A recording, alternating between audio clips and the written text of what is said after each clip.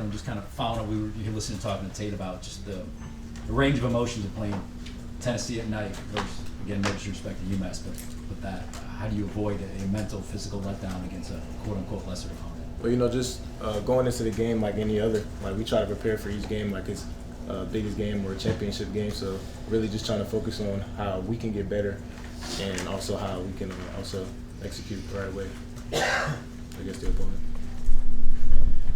Yeah, obviously Tennessee, a football team that can test you guys vertically as a defensive back, particularly as a corner. When the ball is in the air and you know you're being threatened, what is the key as a corner to remaining calm? You hear a lot of people say, oh, you can't panic when the ball's in the air. What's the key to remaining calm when you know it's coming to you? Really you just got to stay poised. You know, like, especially, you know, that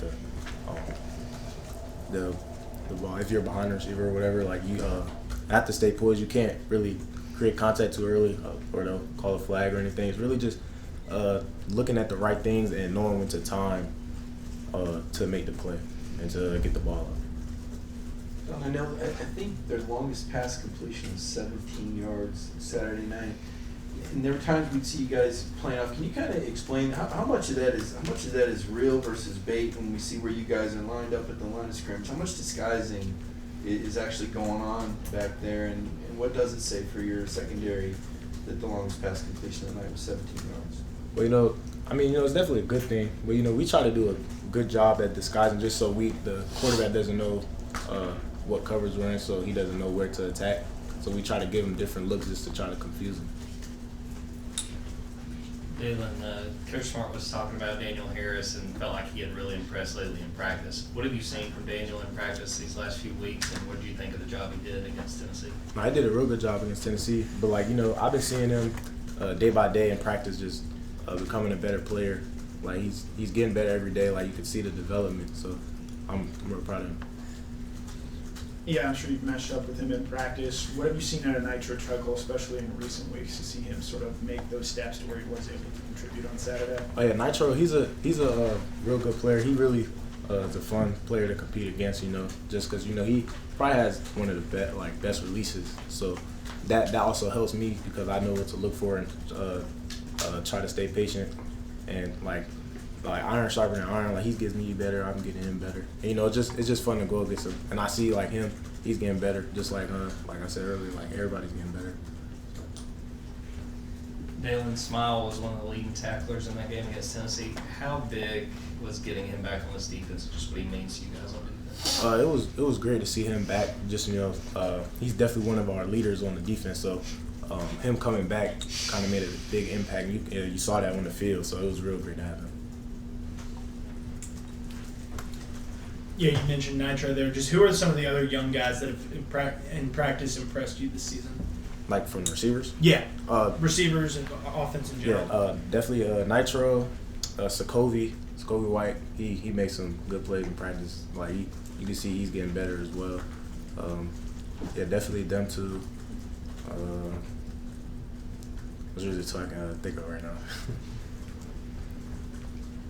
You guys have actually obviously played a brutal schedule this year. I mean, if you just look at strength of schedule, how much have you kept up with, the college football rankings and, how do you feel about where you guys sit with 2 weeks left in the season? Honestly, I try not to worry about it just because at the end of the day, we're just trying to focus on us getting better and how we can improve week by week. So I don't really think about the standings and stuff like that.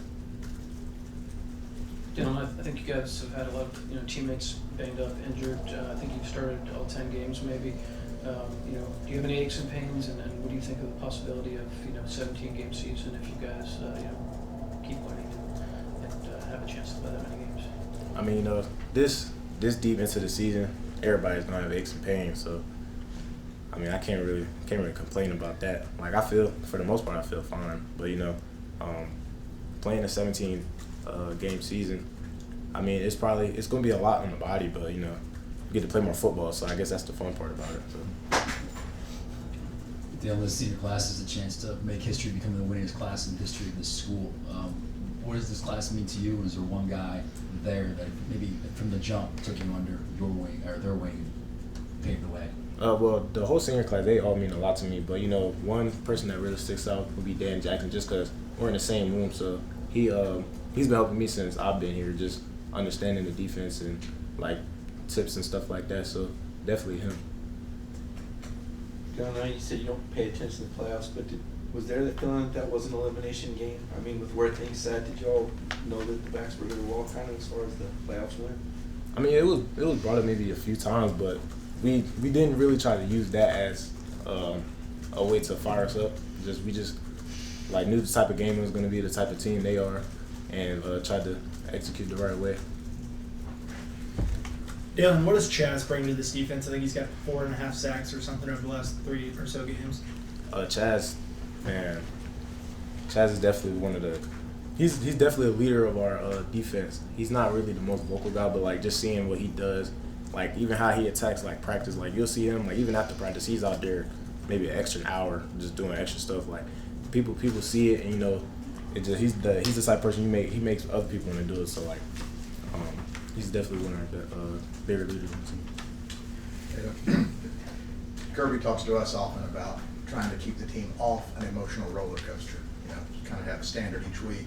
He talks to us a lot about it, so I know he talks to y'all a lot about that. As kids your age, young men, how do y'all handle that? You know, you're dealing with school and life and, you know, a big home game and the tough road games. How do y'all handle this emotional roller coaster that Kirby is trying to, you know, keep on an even keel for you?